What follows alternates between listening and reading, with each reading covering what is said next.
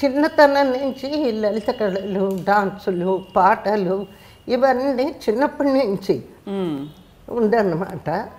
అదే టైంలో school dramas వేయడం, ముఖ్యంగా ఈ ప్రజానాట్య మండలి, అప్పటికి నాకు 9-10 ఏళ్ళు ఉంటాయి. సో ఆ ప్రజానాట్య మండలి మా భూమి నాటకంలో ఒక 5-6 సార్లు వేశాను. అందులోనే స్వయంగా పాడుకోవడం. తర్వాత ఖిల్జీ రాజపథనం, తర్వాత ఖిల్జీ రాజపథనంలో ఒక డాన్సు, అది జగ్గయ్య గారు. అక్కడ జగ్గయ్య గారి శిష్యరికం అక్కడ మొదలైంది.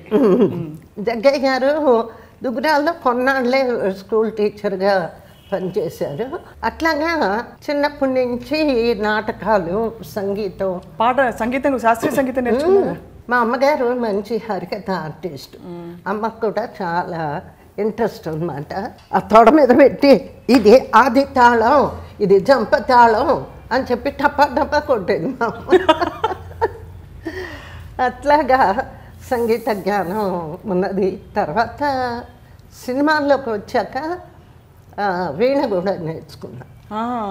అందుకే మా గోపిలో కానీ మిగతా పిక్చర్స్లో అడుగుజాడల్లో వీణ వాయించేటప్పుడు మీరు కరెక్ట్గా వాయిస్తారు. అలా కొందరికి ఏంటంటే ఇది ఈ చెయ్యి కదులుతుంది, వేళ్ళు కదలవు. అట్లా కాకుండా తాళం ఇటువంటివన్నీ మ్యాచింగ్గా వాయించేది.